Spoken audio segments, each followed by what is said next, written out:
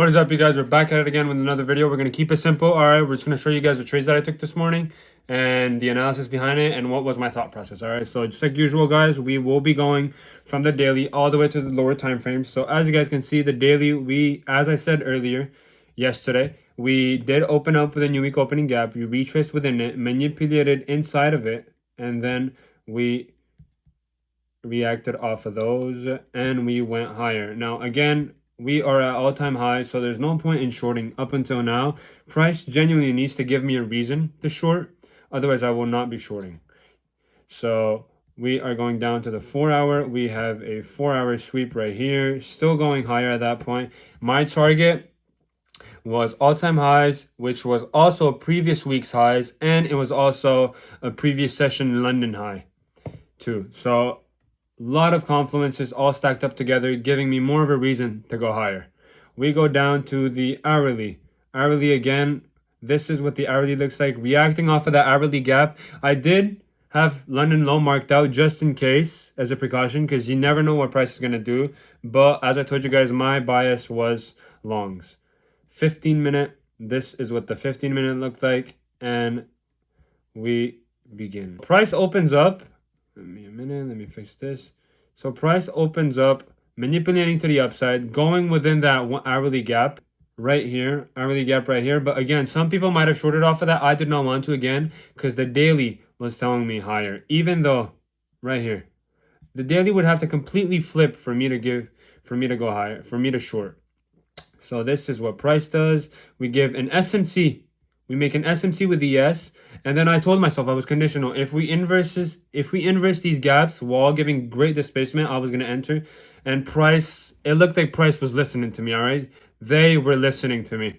So we go higher off of that. This was my clear break even, which was my 9:30 open.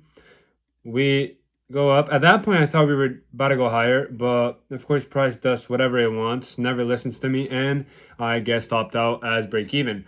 Again, now price gives me another SMC with a great retrace in a more discounted zone. I told myself again, if I get good displacement, I am going to enter, even though we have two 1-minute gap stacks stacked above each other. I told myself, if the first one gets inverted with great displacement, I am going to enter. And they were listening to me. Okay, guys, I entered right off of here. Again, my break even was that 940 high that we put in initially from my first trade.